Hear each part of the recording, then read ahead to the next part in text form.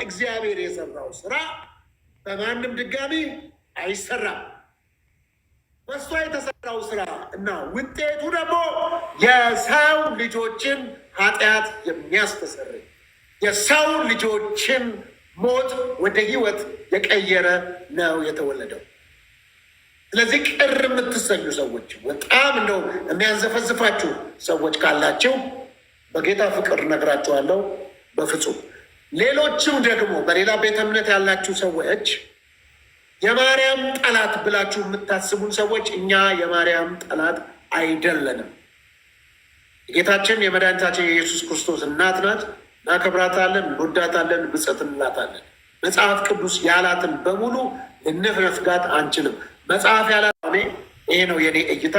ስለዚህ በዚህ መልኩ ነው። ስለዚህ ከሷ የተወለደው ንጉሱ ኢየሱስ ክርስቶስ ለሰው ልጆች ሁሉ በቀራንዮ ላይ ሰዓሊዎች እንደሳሉት አይደለም የተሰቀለልን፣ አከበረን እሱ ተዋርዶ። ስለዚህ እንደሱ እንዲሆን ይሆንልኝ። አመሰግናለሁ። ስለዚህ ሰላም ለኪን እንላለን አብረን። መጽሐፍ ቅዱሳዊ ስለሆነ መልአኩ ቅዱስ ገብርኤል ወደ እሷ በሄደ ጊዜ ሰላም ላንቺ ይሁን ማለት ነው። ሰላም ለኪ ማለት ማርያም ታማልዳለች ማለት የመሰላችሁ ሰዎች ካላችሁ በግዕዝ ሰላም ለኪ ማለት ሰላም ላንቺ ይሁን ማለት ነው። ይሄ ነው ነገርየውና አመሰግናለሁኝ።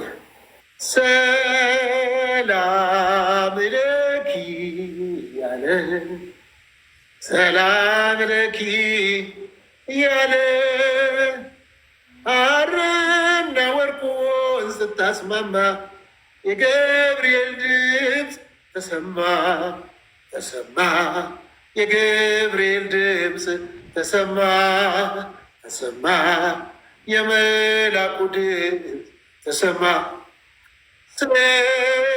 ሰላም ለኪ እያለ ሰላም ለኪ እያለ ሐርና ወርቁን ስታስማማ የገብርኤል ድምፅ ተሰማ ተሰማ፣ የገብርኤል ድምፅ ተሰማ ተሰማ፣ የመላኩ ድምፅ ተሰማ። በጣም ነው የምወዳችሁ አክባሪዎቼ፣ በጣም አከብራችኋለሁ።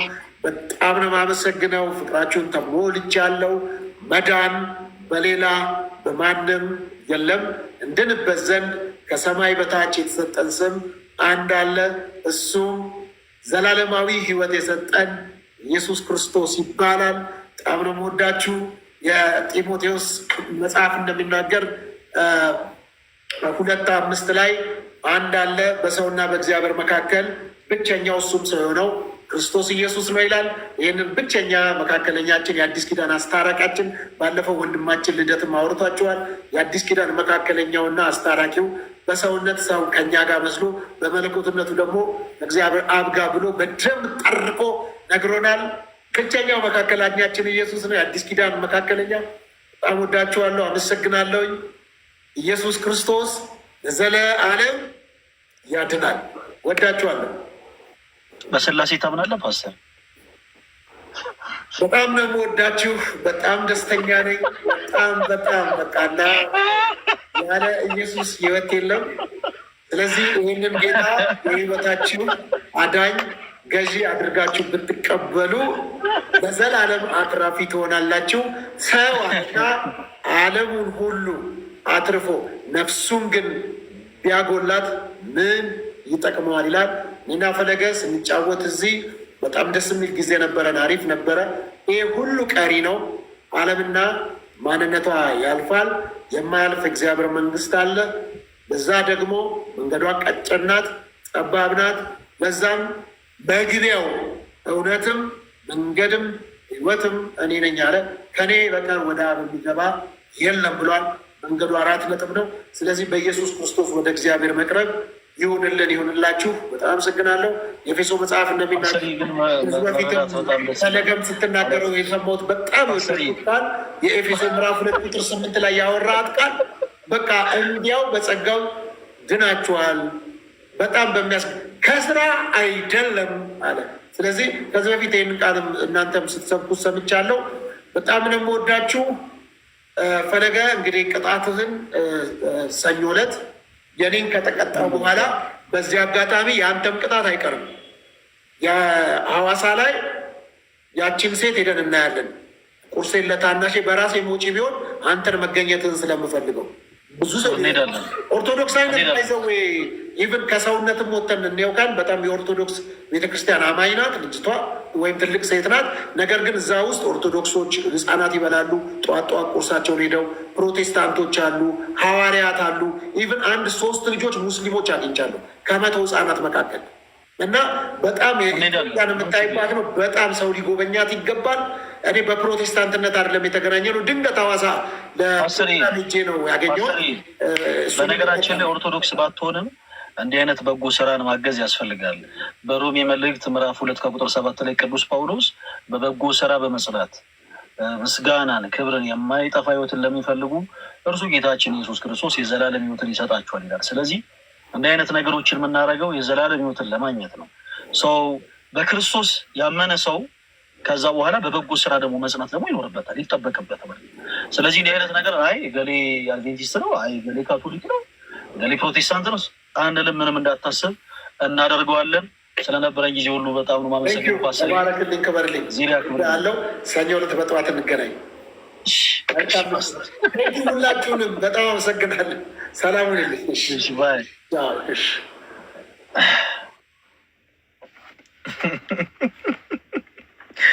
በስላሴ ታምናለሁ ይኖራልን? ኦኬ የኔ ተወዳጆች በጣም እውነት ሁላችሁንም በጣም ነው የማመሰግነው። በጣም በጣም በጣም በጣም ሁላችሁን በጣም ደስ የሚል ታይም ነበር የነበረን። ያው የወዳጅነት ራሱ መሆኑ በጣም ደስ ይል ነበረ። የኔ ተወዳጆች በጣም ነው የማመሰግነው። ጊዜ ያክብርልኝ። ጋዲ ያው ከረፈደ ብትመጣም ያው እንደው ተቀብለናል። አንተ ሰው 2 ተኩል ነበር እኮ አይደል የተባለው? ልክ 2 ሰዓት ተኩል ስገባ እግዚአብሔር ምስክሬ ነው 2 ተኩል አልነበር ጌም የተባለው? ኖ አይደለም 2 ሰዓት ነው የተባለው። እመቤቴን በቃ የተሳሳተ መረጃ 2 ተኩል መስሎኝ ከቤተክርስቲያን ተመልሼ ልክ 2 ተኩል ስገባ ኦልሬዲ መጫወት ጀምራችኋል። እመቤቴን አሁን ቤተክርስቲያን መሄድህን እንግዲህ አሁን ተናገርክ በሰበቡ። ጸሎት ላደርግልህ ነው አፓፓ እንድታሸንፍ። አይ አቡነ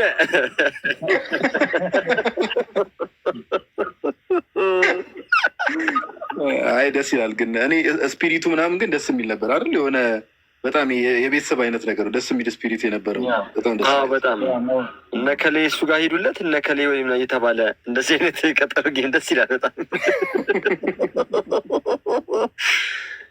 ለማንኛውም እንዴት አየሻት አንበሴን? ኧረ አንደኛ ነች ቡራ እንዴ! በጣም ትናደፋለች።